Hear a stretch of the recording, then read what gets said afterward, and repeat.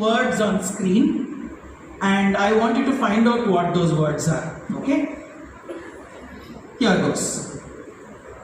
Apple. Okay, first one is apple. Chicken. Grapes. Okay. Oranges. Sausage. Sausage. Very good.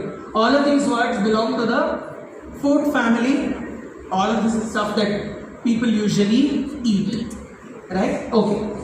Now, the next challenge, I'm going to show you some jumbled letters on screen. How many words can you make from this? Tea. T, S, T, A. Sorry? Tap. Use. Gum. Watch. Yes, watch, match. Game. Screw. Okay, very nice. Cup. Okay. Mug. Okay, very good. Pet. Okay. Gems. Wet. Yes. Okay. Now, third challenge. I'm going to give you a slightly more complex. Can you find out the words from here? Envelope. Yes. Excellent. Excellent is there? Phoenix. Yes, excellent is there. Yes, very good. Blanket. Yes. Astronaut. Yes. Octopus. Blanket. Dolphin. Yes. Jacket. Yes.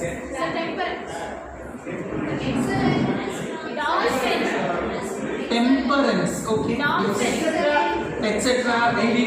Dolphin. Dolphin. Yes. Daily. Yes. Okay. So, some words that you could have made from that. Okay. Back to trainer mode. What are you? Teachers. What did I do just now? It didn't take even 5 minutes. What did we try and do? Vocabulary again, but different from this. So, how do you think you can adapt this to your class? There were 3 activities that we did. First, we had jumbled. When you jumble the words, in vocabulary, what specific focus are you trying to help them with? Spellings. And you can make sure that all the words fall under a particular family. That family can be the topic that you're trying to make them write on or make them speak on. Okay. Spellings is something that is important. I think all the 3 activities were majorly to establish the point of spellings. But all the 3 activities, if you can actually do it in class with the same theme, the point is the theme, then it will be very useful. I gave you different themes so that you can have an idea, but then when you do it together in the same theme, then that's going to be helpful. Let them pick up 2 to 3 words from each of the activities and then they use it to write or speak. Okay, so why are we focusing on spellings? Do you think spellings is a real problem with your students? Yes. Right? And as teachers, you know the most common spelling mistakes that they do. What are they? What words do they most commonly misspell? Tomorrow, okay? College, right? Written, grammar, tuition, through, principal. So all these are words that they actually make mistakes in. Principal. Yes. So, especially because most of them comes under the theme of college or education, then this is some of the activities that you can do. You know the words that they already are misspelling, so you can put those words and you can quickly revise them in class. Again, it's not an activity that will take you the entire 45 minutes. Maybe 10 to 15 minutes is what you can spend on this, and then ask them to use those words, divide them into groups and ask them to speak or write. Now, some of the teachers yesterday came and told to me that should we do only speaking in class or should we do only writing in class? Do you know the answer to that question? You can actually mix everything. So when you divide your class into smaller groups, let's say you divide them into 4 groups or 6 groups, You tell them the words, and out of the 4 groups, 2 groups can speak, 2 groups can write. Then in the next class, you give them another theme. These 2 groups who spoke the last time can write, and those 2 groups who wrote the last time can speak. Right? And that's one way of doing it. Another way of doing it is you can actually make them read what the other person has written, and then answer questions based on it. So reading and listening also gets covered in the same way. So we are not trying to do it as a question type or a test type or a component type. It's more of skills that we're looking at. As long as they're able to understand what the other person is saying, and as long as they're able to follow, I think we are in the right direction. Right? Oh, good. Let's move on to another interesting portion of what we have to speak about today. Just take a minute and quickly look at that picture, and then I'll tell you what you have to do.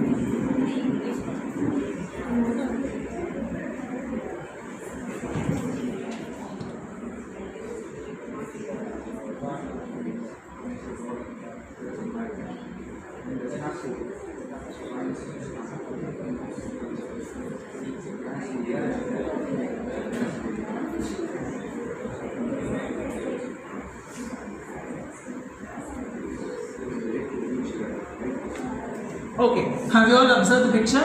Yes. Now, what I'm going to do is, I'm going to say some statements. I'm in teacher mode, by the way. Okay, so you are also, I'm assuming you are in student mode. So I'm going to say some sentences now. If you think the sentences are true, clap your hands. If you think the sentences are false, stomp your feet. Okay? So if it's true, what should you do? And if it's false, what should you do? Okay. The picture shows a party in a hall. There are some boats in the picture. Thank you.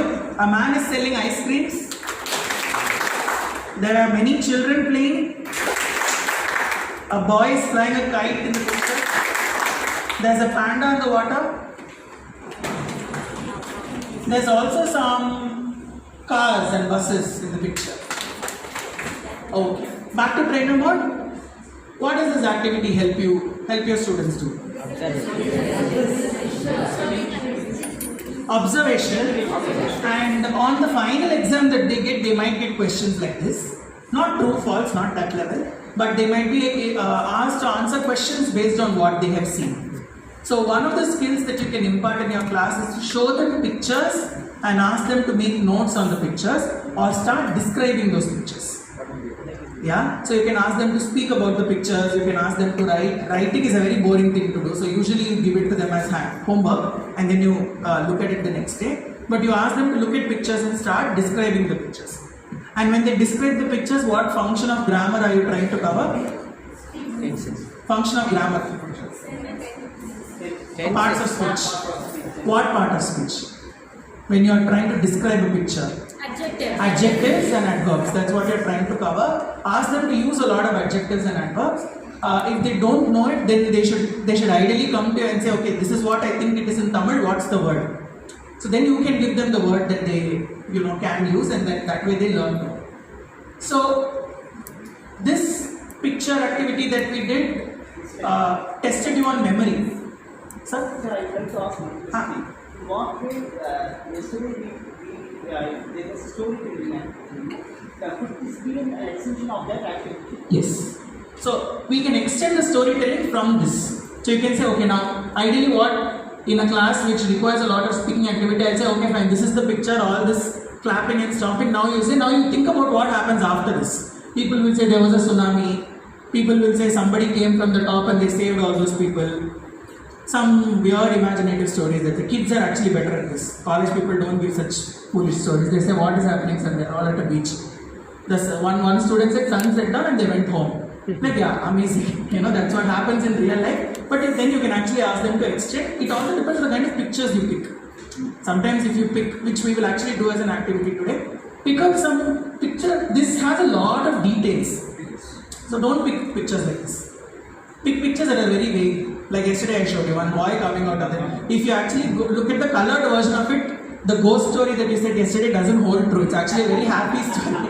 Right? But just pick a vague picture and ask them to let their imagination. You can actually extend this from there.